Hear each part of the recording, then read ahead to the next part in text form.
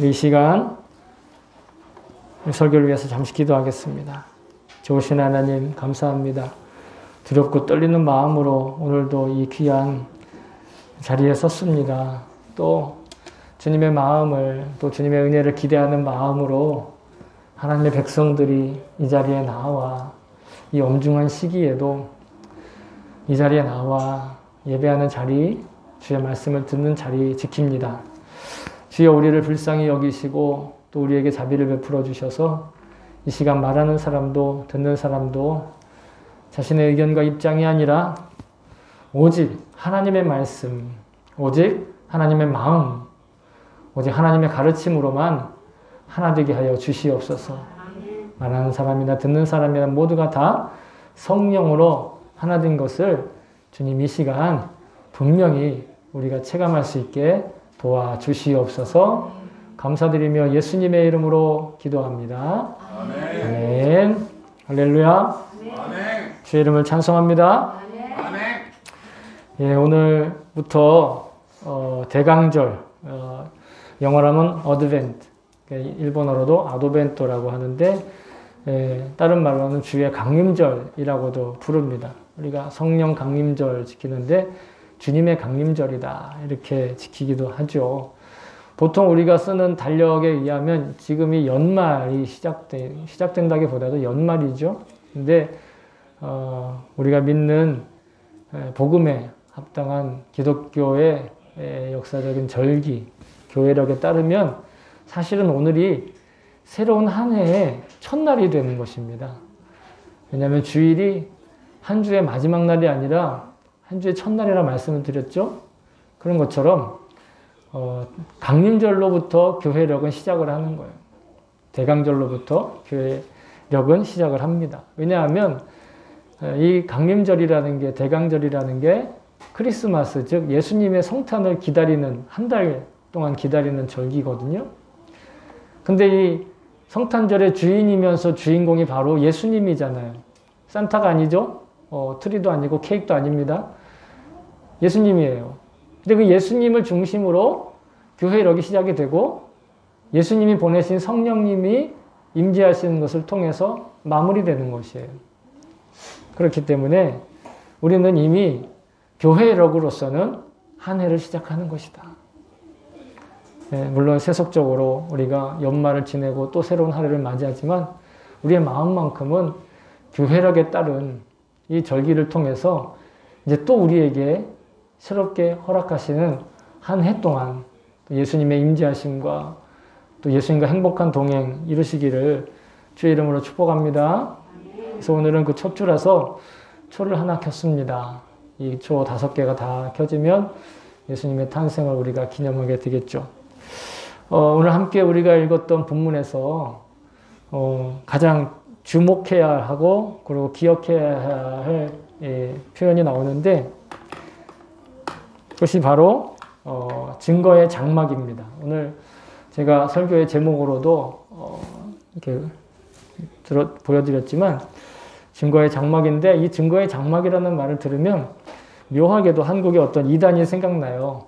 증거 장막 성전이라고 하는 신천지 이들이 굉장히 도용을 해서 사용을 하고 있는데 물론 그들이 말하는 증거 장막 성전이 성경에 나와 있는 단어인 건 맞아요. 그리고 그것을 지칭하는 용어가 성경이 가르치는 내용인 것도 맞습니다. 하지만 정말 그 증거 장막이 무엇인지에 대해서 그들은 왜곡하고 있어요. 그 의미를 완전히 다르게 사용을 하고 있죠.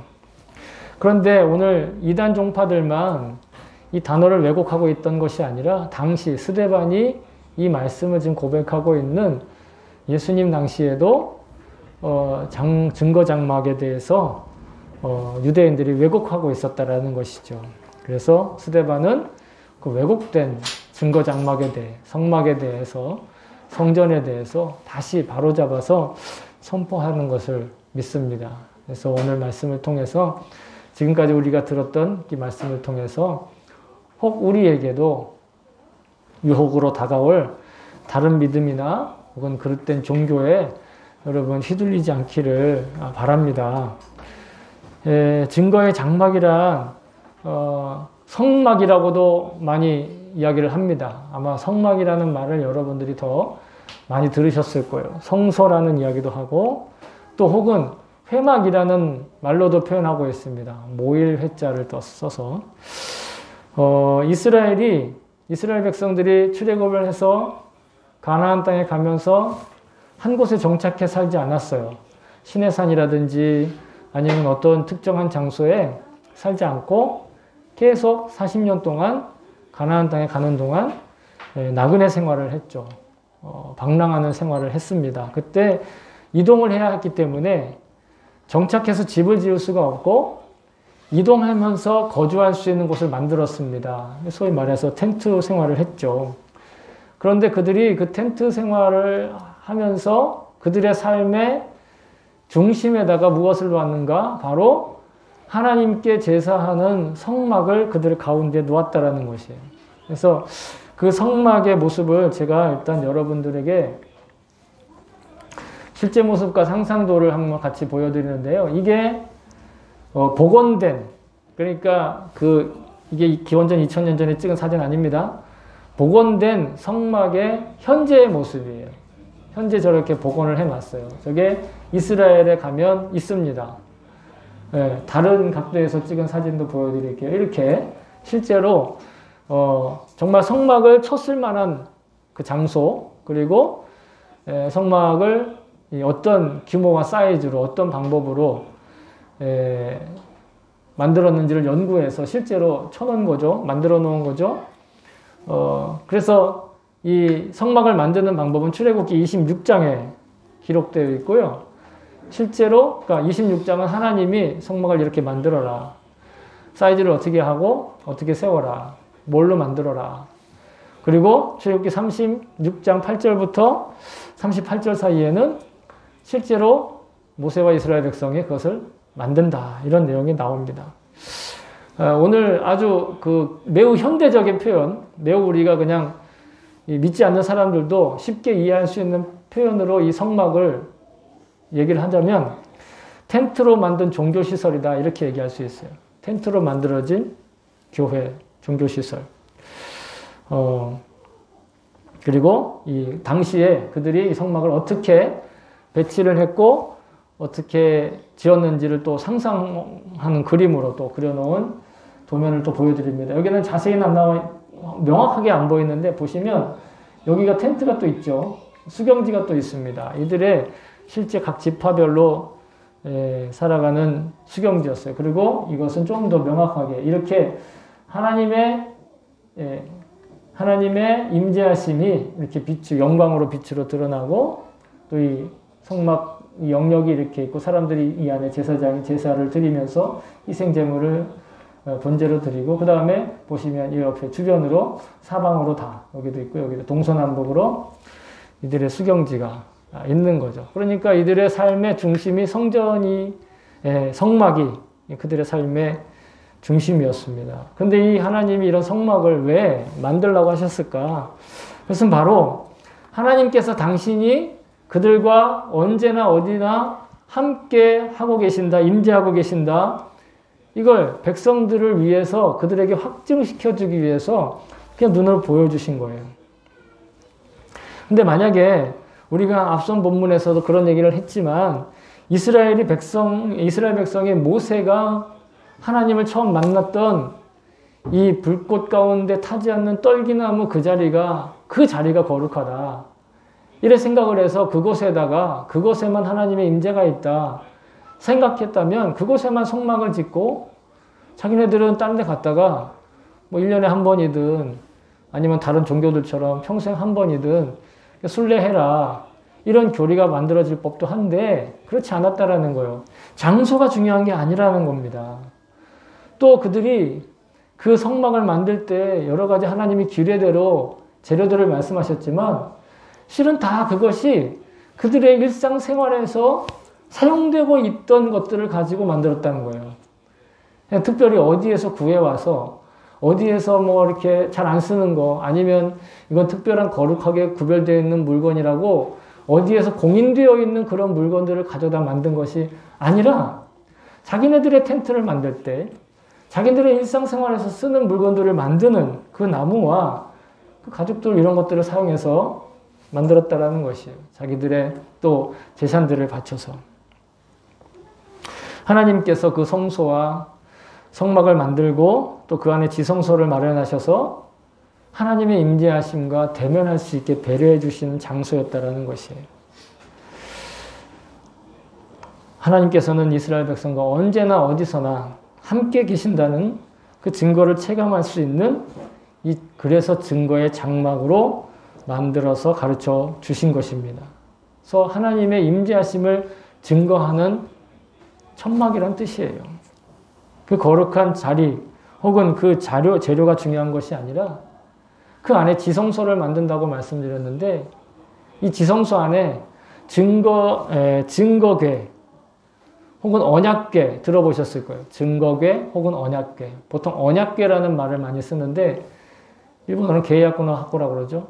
거기에 뭐가 들어있냐면 10계명이 쓰여진 돌판이 들어있었어요. 뭐 지금은 하도 오래됐고 또 역사 가운데 그것이 사라지고 이스라엘이 그죠? 멸망하기도 했고 없는데 애초에는 하나님이 친히 돌판을 만드시고 그 돌판에다가 10계를 쓰셔서 모세에게 줬어요. 근데 아시다시피 모세가 40일 동안 그 율법을 받으러 간 사이에 이스라엘 백성들이 우상 숭배하고 막 그 앞에서 음란하게 놀고 하다가 모세의 머리 뚜껑이 열리는 바람에 돌판이 깨집니다.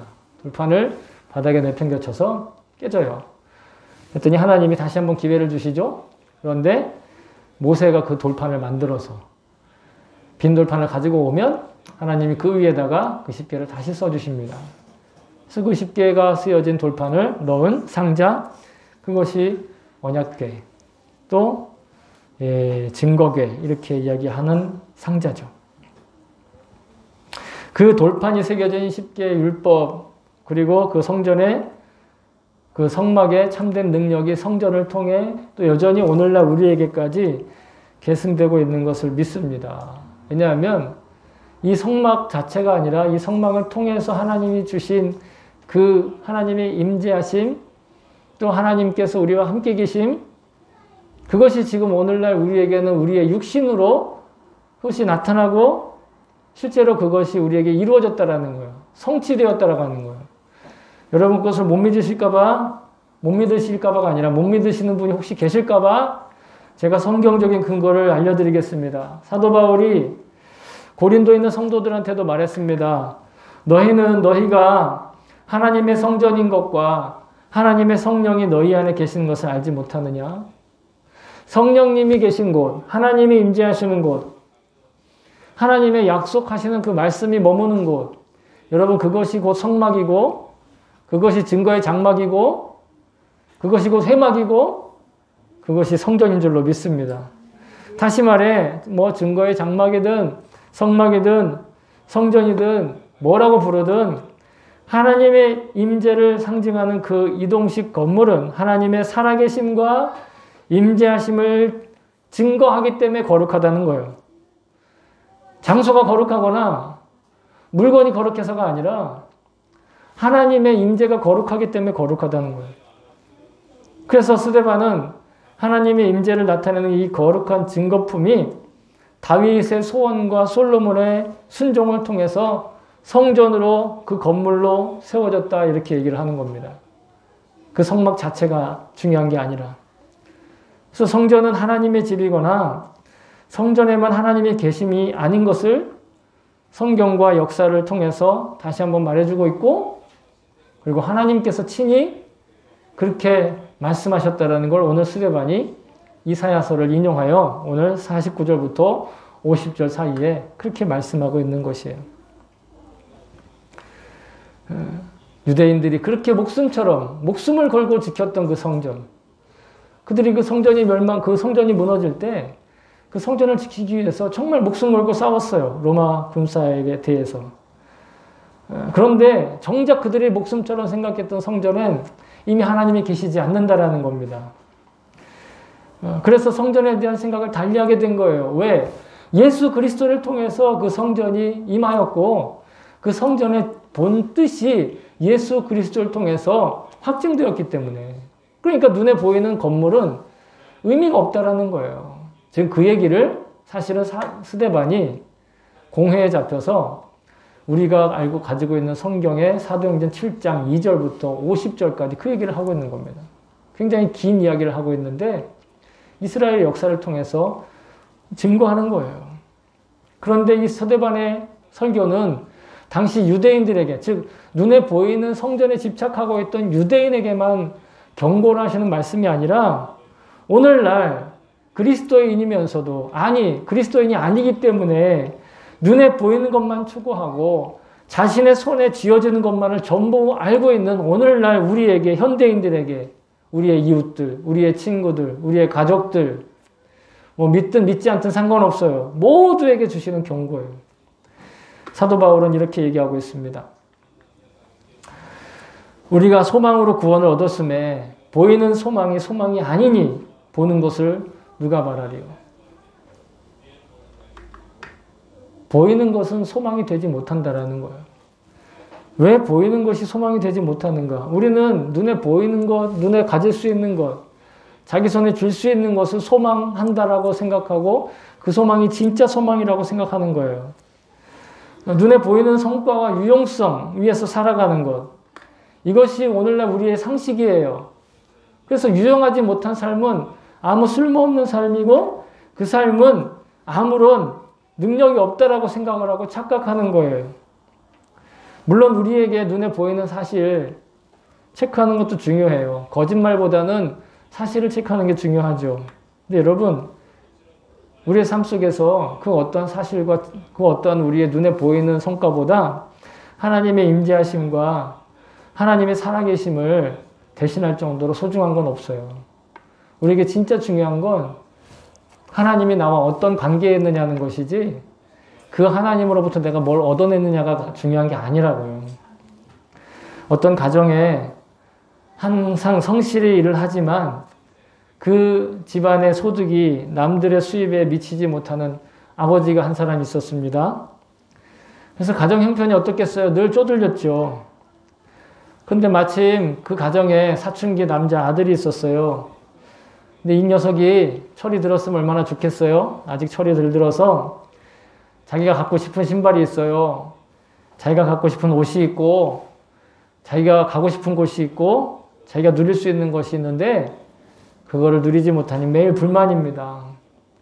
근데 옆집에 보니까 옆집 친구는 맨날 쉬는 날마다 어디 가고 자기가 갖고 싶은 그 신발 신고 있고 자기가 입고 싶은 그 옷을 맨날 입고 있는 거예요.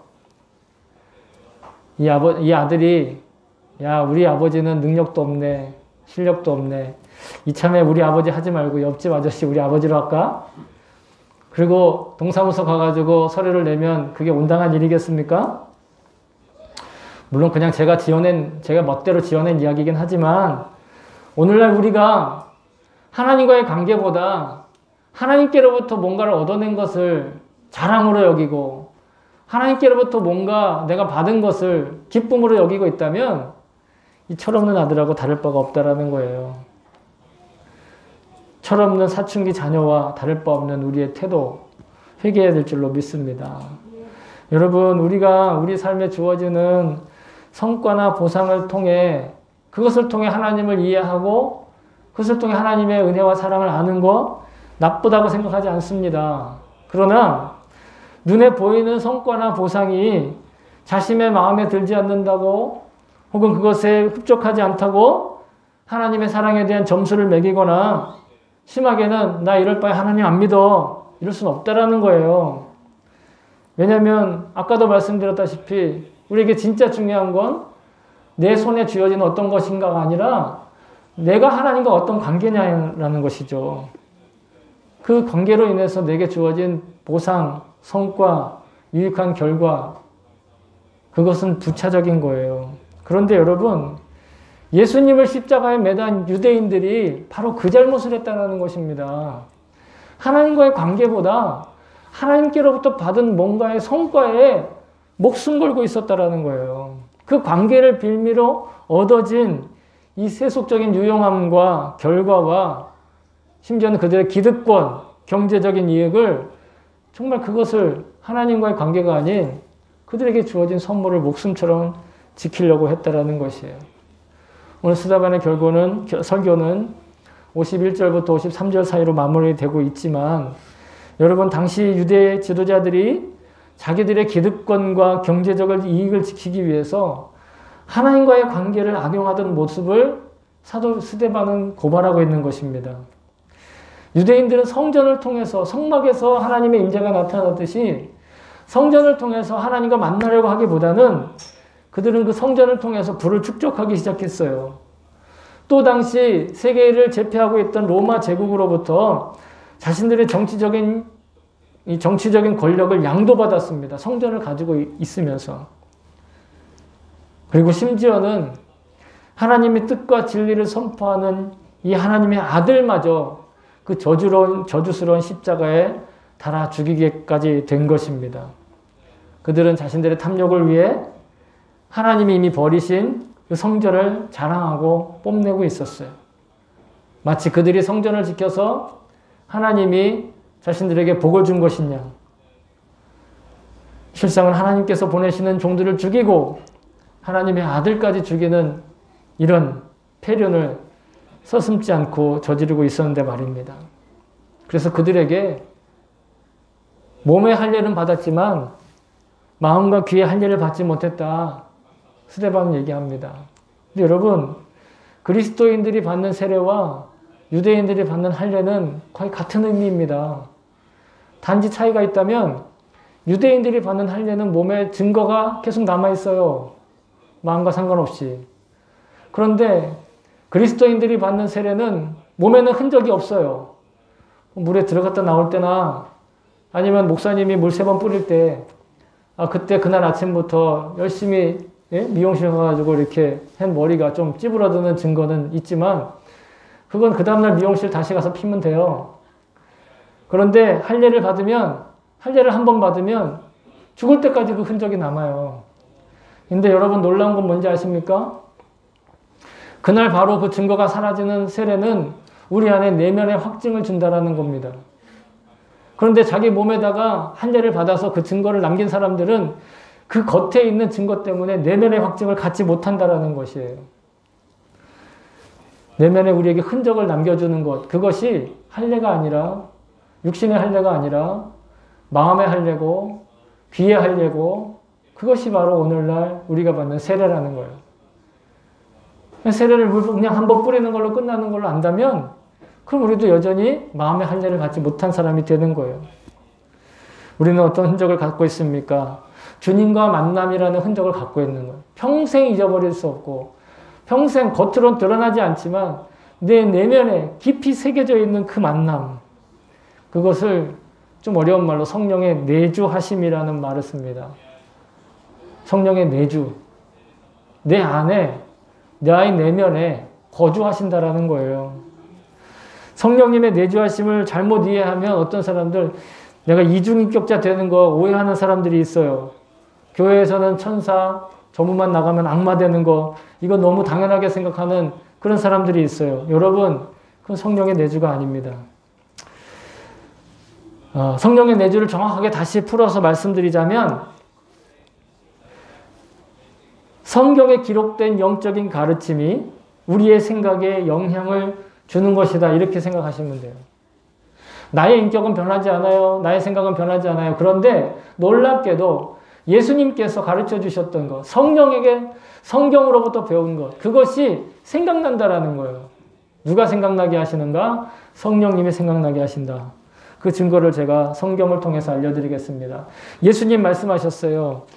보혜사 곧 아버지께서 내 이름으로 보내실 성령, 그가 너희에게 모든 것을 가르치고 내가 너희에게 말한 모든 것을 생각나게 하리라. 성령님이 우리에게 생각나게 하신다라는 건데 뭘 생각나게 하느냐? 어제 저녁에 뭐 먹었지? 지난주에 뭐 먹었지? 내가 지난달에 누굴 만났지? 이걸 생각나는 것이 아니라 예수님께서 우리에게 가르쳐 주신 말씀이 생각난다라는 거예요. 그게 성령이 주시는 생각입니다. 난 짜장면 먹고 싶은데 이건 내 생각이에요. 좀 심한 말 하겠습니다. 아, 죽고 싶다. 이거 마귀가 주는 생각이에요. 제가 아주 단적인 예로 들고 말씀하시는 거예요. 말씀드리는 겁니다. 그런데 내가 견뎌야지. 내가 인내해야지. 내가 사랑해야지. 저 미운 인간, 그래도 내가 미워하지 말아야지. 누가 주는 생각입니까? 성령님이 주시는 생각이에요. 그러므로 성령님께서는 나에게 끊임없이 자기 자신의 육신적인 욕망, 세속적인 탐욕 이런 것들을 제어할 수 있는 예수님의 가르침과 계명을 계속 생각나게 하셔서 우리의 마음을 찌르시는 거예요. 그게 찔리는 거예요. 예수님을 믿는 사람들의 양심이 바로 성령님의 음성인 것입니다. 물론 성경을 꼭 입시 공부하듯이 열심히 아침부터 밤까지 도서관에 가가지고 막 그렇게 공부를 해야 한다고 아는 게 아니에요. 그렇게 하지 않아도 성령님이 생각나게 하신다는 거죠. 너무 신비롭지요. 어떻게 해요? 매일매일 말씀을 먹어야 돼요. 매일매일 말씀을 먹다 보면 그러면 하나님이 생각나게 하세요. 성령님이 생각나게 하세요. 물론 다양한 방법으로 하나님은 우리에게 말씀하십니다. 놀랍게도 어떤 사람을 통해서도 말씀하실 수 있고요. 꿈을 통해서 말씀할 수도 있고요. 또 놀라운 그런 간증을 통해서도 우리에게 말씀하실 수 있어요, 물론. 그런데 그것이 정말 하나님이 주시는 증거인지, 그것이 나를 속이는 마귀의 속삭임이 아닌지 무엇로 판단하느냐? 내가 매일매일 단 한 구절이라도, 단 한 장이라도 읽고 먹고 마시고 묵상하고 씹고 되새기는 그 말씀을 통해서 나에게 말씀하신다라는 거예요. 이렇게 우리가 하나님의 임재하심과 또 성령님의 내주하심과 또 예수님의 동행하심 가운데 살아가는 것, 그 일상이 바로 다름 아닌 증거의 장막, 곧 성막으로 살아가는 것인 줄로, 그 성전으로 살아가신 건 줄로 믿습니다. 따라서 우리는 눈에 보이는 소망이 아니라 눈에 보이지 않는 소망, 아직 이 땅에 이루어지지 않았지만 반드시 이루어질 약속과 함께 이미 이루어진 약속, 하나님 나라에 대한 소망, 그리고 부활로 살아가는 삶에 대한 소망. 우리가 눈에 보이지 않는 소망이라는 게 그냥 뚱구름 잡는 소망을 가지라는 게 아니라요. 하나님 나라 이 땅에 이루어진다. 그리고 나는 부활하여 그 하나님 나라에 다시 산다. 그걸 믿는 거예요. 그게 우리가 보이지 않는 소망입니다. 여러분, 우리가 왜 일상이 따분하거나 아니면 그 반대로 괴롭고 지치고 불평, 불만이 점점 증폭될까요? 그 이유의 대표적인 것은요, 우리가 의지하지 말아야 될 것을 의지하기 때문이라고 저는 생각을 합니다. 다시 말하면 이 땅에서의 성공, 번영, 재미, 성과, 출세, 명예, 그리고 필요 이상의 부를 축적하는 것들, 이거 우리가 붙들지 말아야 될 썩은 동아줄이라는 거예요. 우리가 주님과 동행하는 삶을 살고 있다면 여러분, 그 동행 그 자체가 성공인 것을, 그 동행 자체가 행복인 것을 믿습니다. 그렇게 살고 있는 내가 하나님의 증거품인 거예요. 내가 그게 증거예요. 증거의 장막은 눈에 보이는 성전이나 어떤 교리나 문서나 율법을 새긴 돌판, 그것도 아닙니다. 바로 지금 내가 살아가는 이 순간 나의 존재가 곧 하나님께서 살아계시고 예수님께서 살아계시고 성령님께서 살아계신 그 증거라는 거예요. 내가 살아있는 것 자체가. 내가 지금 주님 바라보고 있다면 더 이상 어떤 큰 증거, 간증 찾을 이유도 없고 찾기 위해 애쓸 필요도 없습니다. 내가 얼마나 믿음 생활 열심히 하고 있는가? 얼마나 훌륭한 성과를 내면서 내가 믿음 좋다는 걸 보여주는가? 그거 아니에요. 성전을 쌓는 거 그거 아니라고요. 내가 주님 바라보고 살면 여러분 놀랍게 누군가 그 소망 가운데 사는 걸 봅니다. 가족이 보든 친구가 보든 이웃사람이 보든 봅니다. 내가 주님을 소망하면 누군가 내가 품고 사는 그 소망에 대해 궁금해하기 시작합니다. 그때 사도 베드로가 이렇게 얘기합니다. 너희 마음에 그리스도를 주로 삼아 거룩하게 하고 너희 속에 있는 소망에 관한 이유를 묻는 자들에게는 대답할 것을 항상 준비하되 온유와 두려움으로 하고 선한 양심을 가지라. 이는 그리스도 안에 있는 너희의 선행을 욕하는 자들로 그 비방하는 일에 부끄러움을 당하게 하려 함이라. 우리가 박해를 받거나 예수 믿는다고 손해를 보거나 예수 믿는 것 때문에 사람들한테 손가락질을 당한다 할지라도 그럼에도 불구하고 우리가 소망을 품고 있으면 왜 쟤네들 왜 저러지? 그러면서 우리에게 그 소망의 이유를 묻는다는 거예요. 너 그렇게 열심히 기도했는데 코로나 안 없어지잖아. 너 그렇게 열심히 기도했는데 문제가 해결 안 되잖아. 야, 거기 있어봐야 뭐해. 너 속는 거야. 사기당하는 거야. 하더라도 끝까지 주님께 대한 소망, 하나님 나라에 대한 소망, 부활의 소망 붙들고 있으면 그들이 결국은 부끄러워하게 되고 결국은 부러워하게 되고 결국은 묻는다는 거예요. 너 이렇게 결과가 안 좋은데도 어떻게 그렇게 믿음을 지키는 거야. 그때 한마디면 되는 거예요. 난 예수님이 믿어져. 예수님은 그래도 날 사랑하셔. 그 한마디면 되는 거예요.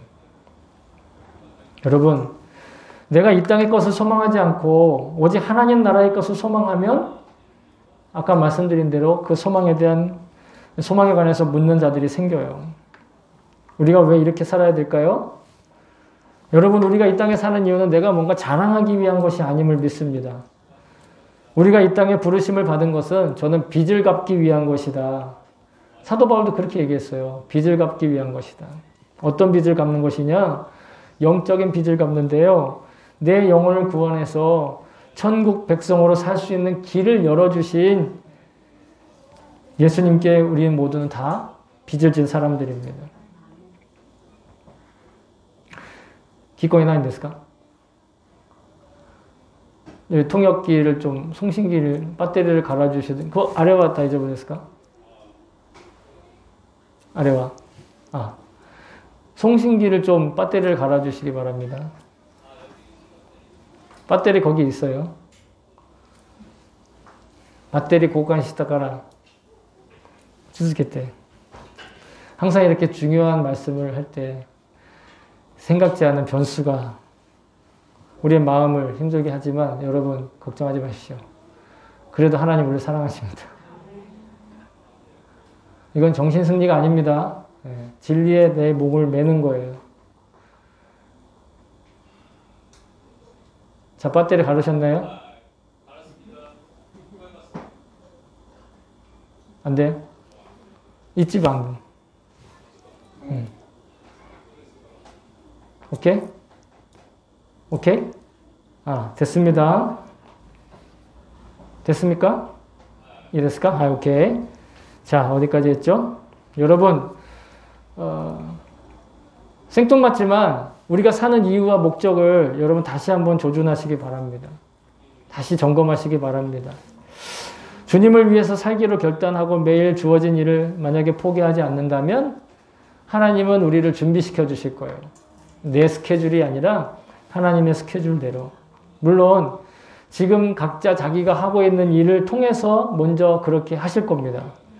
뭐 갑작스럽게 부르심이 변화가 있지 않는 한은 주님께서 각자에게 허락하신 삶의 자리에서 크게 벗어나지 않게 우리에게 그 기회들을 주실 거라는 거죠. 사도 바울이 이렇게 말했습니다. 당신은 종이 있었죠. 네가 종으로 있을 때 부르심을 받았느냐? 염려하지 말라. 그러나 네가 자유롭게 될 수 있거든 그것을 이용하라. 24절 형제들아 너희는 각각 부르심을 받은 그대로 하나님과 함께 거하라. 내가 돈이 많은 사람으로 부름받았습니까? 그대로 하나님께 쓰임받을 거예요. 내가 돈이 없는 사람으로 부름받았습니까? 하나님 그대로 쓰실 거예요. 내가 사람들한테 영향력이 없는 자로 살고 있습니까? 하나님 그래도 그를 쓰실 거라는 거죠. 내가 어떤 영향력이 있느냐, 어떠한 결과를 가지고 있느냐, 내가 뭔가를 가지고 있느냐, 안 가지고 있느냐는 하나님의 역사를 변화시킬 수가 없어요. 하나님은 나를 있는 그대로 쓰실 겁니다. 지금 내게 주셨고 나를 부르신 그 삶의 자리에서 주님의 뜻을 따라 살아가는 것, 그리고 부활의 소망으로 하나님 나라의 소망으로 사는 것, 여러분 이것이 곧 증거 장막에 거하는 삶인 것을 믿습니다. 물론 다윗처럼 주님의 은혜가 고마워서 의리의리한 대리석으로 감싼 성전을 짓고 싶고 쌓을 수 있고 싶을 수 있어요.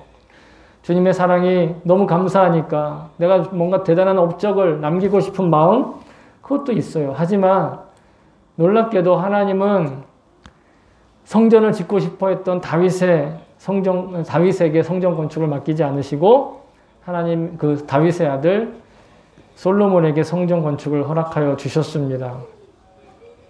자기 마음에 흡족한 신앙생활 하고 싶을 거예요. 그러나 우리가 자기 마음에 흡족한 신앙생활 아니라 주님 마음에 합당한 신앙생활이 우리가 참된 증거의 장막으로 사는 것인 줄로 믿습니다. 성령께서 거하시는 성령의 삶인 것을 믿습니다. 저와 여러분이 증거의 장막으로 성령님이 거하시는 성전으로 살면서 이곳에 모여 예배할 때 여러분 비록 이 초라한 건물조차도 거룩한 성전으로 하나님이 인정해 주시는 것을 믿습니다. 설교의 첫 번째 시작했던 설교를 시작하면서 말씀드렸던 이 대강절, 예수님께서 탄생하신 성탄을 기다리며 지키는 교회력의 기간입니다. 교회력의 첫 번째가 이 대강절이죠. 예수님 탄생을 기다리는 절기로 새로운 한 해를 시작한다는 의미입니다. 비록 우리는 육신적이고 세속적인 달력에 기록되어 있는 그 절기들 가운데 살고 있습니다. 사실들 가운데 살고 있습니다. 그러나 그럼에도 우리의 마음과 비전과 꿈과 소망은 그리고 살아가는 이유는 오직 예수님과의 관계에 먼저 뿌리 내려야 될 것을 믿습니다. 성막과 성전이라는 종교의 장벽을 자신의 몸으로 허무시고 생생하게 살아 숨쉬는 복음의 소망으로 우리를 채워주신 주님을 바라봅시다. 사람 눈에는 위대하고 뚜렷하게 보이지만 결국 회칠한 무덤으로 변질되어 버린 성전과 같은 이 육신의 꿈에 여러분 마음 빼앗기지 말고 눈에 보이지 않으시지만 분명히 우리 삶 속에 살아계시고 안위하시고 인도하시는 주님 바라보며 영생의 지평에 인생을 살아가는 저와 여러분 될 수 있기를 축복합니다. 사랑하는 성도 여러분, 하나님은 우리를 기독교라는 종교에 속한 종교인으로 부르신 것이 아닙니다. 영생하는, 그래서 부활하는 하나님의 자녀로 부르신 것을 믿습니다. 종교인은요, 성과와 결과에 목숨을 겁니다. 그러나 자녀인 우리는 아버지가 되시는 하나님과의 관계 속에, 하나님과의 관계를 목숨처럼 생각합니다. 하나님께서 이스라엘에게 주신 약속은 친히 그들의 아버지가 되심을 회복하시는 그런 약속이에요. 우리가 구원받았다라는 건 그 관계가 나도 회복되었다라는 것입니다. 증거 장막은 그것을 보여주는 첫 번째 단추였어요. 그리고 예수님께서 이 땅에 오셔서 더욱 분명히 그것이 증거되었습니다. 마침내 십자가의 죽으심으로 사망의 지배에서 우리를 건져주셨어요. 예수님이 먼저 부활하셔서 승천하시고 성령을 우리에게 보내셔서 마침내 나의 삶이 그 예수님 부활의 증거가 되게 하셨어요. 여러분, 저와 여러분이 활기차고 생동감 있는 그런 일상을 살게 되면 그 증거의 작품이 되는 것이에요. 주님 바라보고 사는 것이 곧 내게 활기와 생명력 넘치는 증인으로서 사는 유일한 길인 것을 믿습니다. 저와 여러분이 이번 주일로 시작되는 이 대강절기를 통해 더욱 주님께 초점을 맞춰지는 또 활기차고 생기 있는, 그래서 주님과의 동행하는 행복한 그런 시간들 될 수 있기를 주의 이름으로 축복합니다.